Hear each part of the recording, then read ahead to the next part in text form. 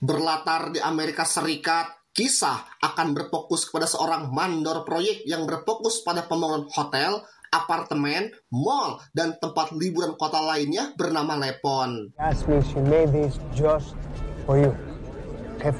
Lepon dikenal sebagai seorang pekerja keras, loyal, memiliki jiwa kepemimpinan dan juga integrasi yang tinggi, sehingga wajar jika para anak buah Lepon sangat menghormati sosok Lepon ini.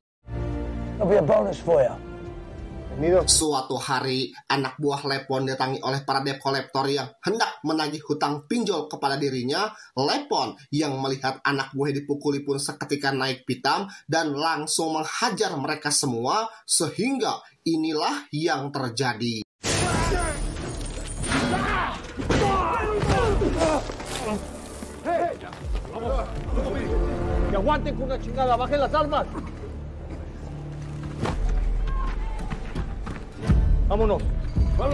Dan mari saya perkenalkan Anda kepada bos Lepon atau pemilik dari perusahaan konstruksi bernama Joe. Di sana juga ada anak Joe bernama Jenny dan juga sang istri. Yang faktanya Joe ini adalah sahabat Lepon dan perusahaan yang ia bangun ini adalah perusahaan keluarga, sehingga wajar jika seluruh staf di tempat ini adalah keluarga Joe termasuk si Lepon. Disbursement's done, huh? I got a line of trucks out there that need paying. You can pay me? Just get my back if I ever need it. Sure, Jenny. See ya. Suatu hari saat Jenny bersama dengan teman-teman nongkrongnya pergi untuk berlibur, tanpa sadar jika dia sedang dibuntuti oleh seseorang. Dan benar saja, saat Jenny baru keluar dari toilet, secara tiba-tiba ia dibekap dan dibawa pergi dari bar tersebut. Menyadari anaknya telah hilang, Joe yang panik pun meminta tolong kepada Lepon agar Lepon bersedia untuk membantunya mencari Jenny, karena Joe tahu jika Lepon merupakan seorang mantan pasukan khusus penerjun payung Angkatan Darat Amerika. Di sini Lepon yang menganggap dirinya sudah pensiun pun menolak permintaan Joe tersebut, walaupun di sini Joe menawarkan uang yang cukup banyak kepada Lepon. Here, it's 50. Begitupun dengan istri Joe yang memohon kepada Lepon karena dirinya yang sudah tidak percaya kepada kinerja kepolisian yang dinilainya sangat buruk. Just take it, man. I'm sorry. Namun di sini Lepon tetap menolak dan memutuskan untuk pergi ke tempat sahabat lamanya yang berada tengah hutan bernama Gani. You know, for me, there's no separation. Lepon pun mencoba meminta saran kepada Gani tentang situasi yang ia hadapi saat ini. Dan setelah mendengar pendapat dari Gani, Lepon pun akhirnya mau untuk membantu Joe tanpa sepeser pun Joe harus membayar Lepon, karena faktanya Lepon juga memiliki seorang anak perempuan yang masih sekolah di sekolah dasar. I'm gonna bring her home.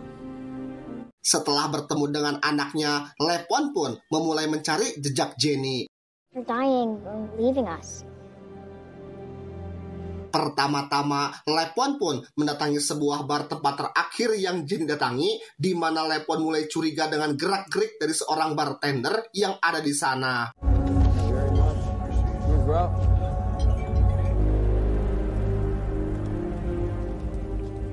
Setelah bar tersebut tutup, Lepon pun mengikuti si bartender sampai ke rumahnya dan mulai menginterogasi si bartender tersebut. You wins. Ran off, drunk or something. Fucking Poopa can't hold her drink. Saat Lepon sedang menginterogasi si bartender, tiba-tiba datang dua orang sahabat si bartender, sehingga inilah yang terjadi lagi.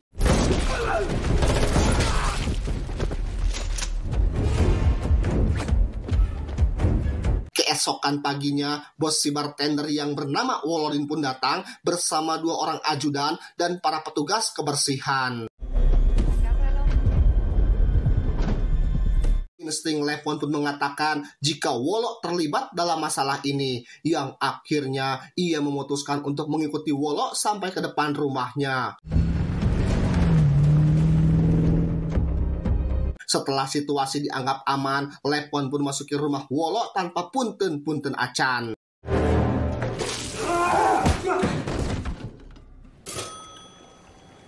Hope you don't mind. Dan setelah berhasil menangkap Wolo, Lepon pun mulai menginterogasi si Wolodin. Di sini Wolo mengatakan nama seorang pria bernama Dimi. Karena Wolo kurang kooperatif, Lepon pun akhirnya memutuskan untuk membunuh dirinya. I'm looking for Dimi Suki.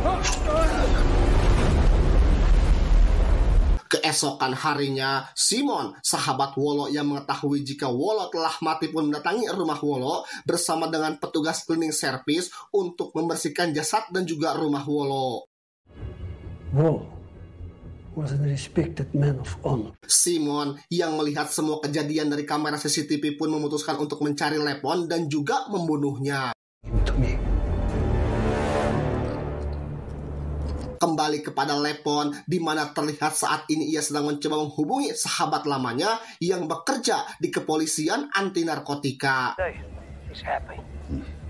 Sahabat Lepon mengatakan jika saat ini Lepon sedang berurusan dengan salah satu kelompok mafia paling berbahaya di negara tersebut, di mana sahabat Lepon juga mengatakan kepada Lepon jika Lepon ingin bertemu dengan Dimi, maka Lepon harus pergi ke bar yang berada di ujung kota tersebut. Natives and NCIC. See if you can get a hit.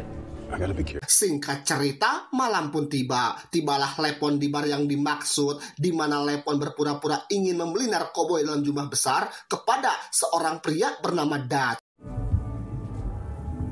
You looking for something? My interest. Namun di sini, Dutch tidak begitu saja percaya kepada Lepon hingga akhirnya Dutch memerintahkan anak buahnya untuk memukuli Lepon dan inilah yang terjadi.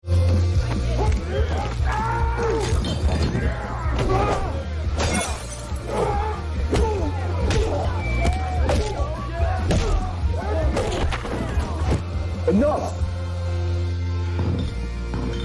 Melihat gaya bertarung Lepon yang sangat brutal, membuat Dutch percaya jika Lepon bukanlah seorang polisi, karena Dutch tahu jika Lepon seorang polisi, ia tidak mungkin memiliki kemampuan seperti itu, yang pada akhirnya Dutch bersedia menjual narkoboynya kepada Lepon. Beralih ke tempat lain, di mana kita akan diperlihatkan kepada Jenny yang sedang disekap oleh sepasang kekasih bernama Artenis dan juga Ipan, yang tidak lain adalah anak buah si Dimi. Di sini juga terungkap fakta jika alasan mereka berdua menculik Jenny adalah untuk mereka jual kepada seorang bos hidung belang. Kembali kepada Lepon yang kali ini terlihat lebih rapih dengan menggunakan jas, yang mana ini merupakan perintah dari Dutch untuk mengajak Lepon bertemu dengan seseorang.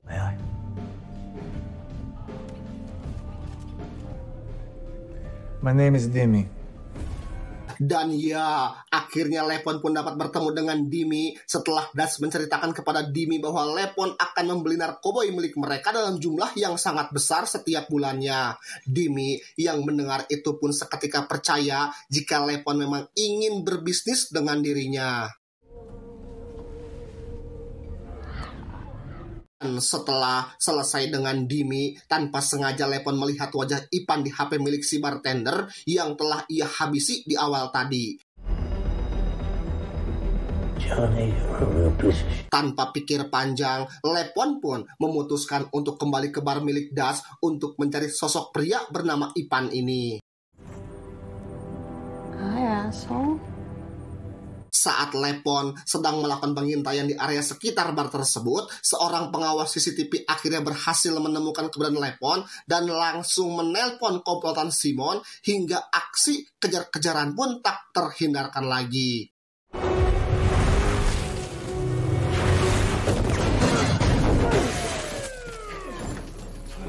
Roll 2. Saat Lepon berada dalam mobil bersama dua orang anak Simon, mereka tidak menyadari jika mereka telah salah menantang seorang pasukan penerjun payung paling brutal, sehingga inilah yang terjadi.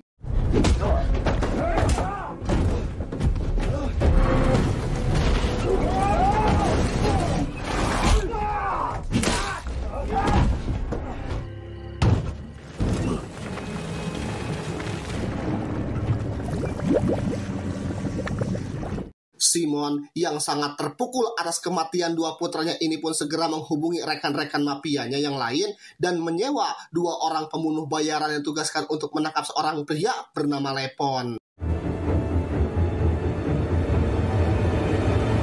Bersama dengan 2 orang pembunuh bayaran ini, Simon pun mendatangi tempat Dimi. Pain? Di sini, Simon mengingatkan jika Dimi telah membuat sebuah kesalahan besar yang membuat seorang iblis brutal mengamuk yang mengakibatkan beberapa keluarga mereka harus mati. A bankroll biker gang with... Who is this man? Dimi yang sangat takut pun akhirnya mencari data pribadi milik Lepon, di mana ia berhasil menemukan alamat mertua Lepon yang langsung menghajar si ayah mertua dan juga membakar rumahnya. Menyadari jika identitasnya sudah diketahui, Lepon memutuskan untuk menitipkan anak perempuannya kepada Gani karena Lepon percaya hanya Ganilah satu orang yang dapat melindungi putrinya ini. Oh yeah. Shaitan. Dan setelah semua persiapan yang matang, Lepon pun mendatangi kediaman Dimi dan memulai aksi brutalnya yang pertama.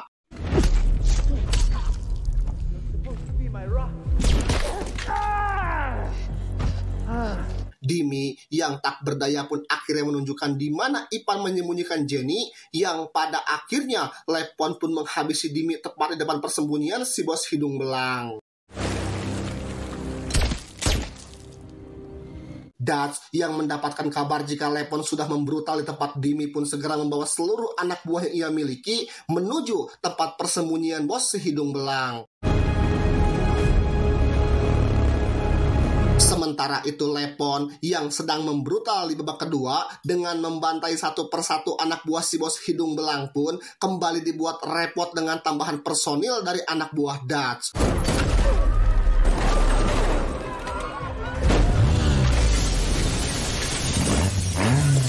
Setelah berhasil menghabis semua anak buah Dutch, Lepon harus bertarung dengan tangan kosong melawan Dutch, di mana ternyata si Dutch ini juga merupakan seorang mantan tentara, namun Lepon yang sudah mendapatkan pelatihan lebih dari seorang Rambo mampu dengan mudah menghabisi Dutch saat itu juga. Setelah semua habis, Lepon mendengar teriakan Jenny dari sebuah ruangan dan inilah yang terjadi. Dan setelah si bos hidung belang tewas, kini giliran Ipan dan kasihnya yang harus menerima kebrutalan babak ketiga dari seorang Lepon.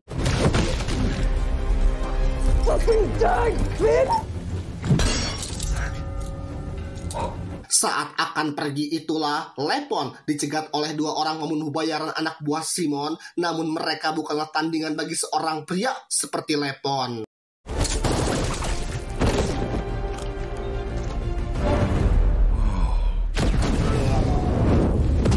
Simon yang berada di luar dan melihat jika Lepon telah berhasil membunuh semua orang yang ada di sana, mencoba menghubungi ketua mafia di kota itu untuk kembali meminta bantuan, namun si ketua yang sadar jika Lepon adalah iblis brutal yang sangat berbahaya, menolak untuk membantu Simon dengan alasan keamanan bisnis.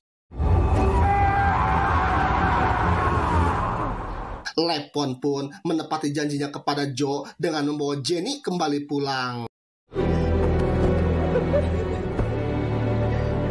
Di akhir cerita, Lepon kembali berkumpul dengan Putri dan juga Gani sambil menikmati sop tulang iga rusa.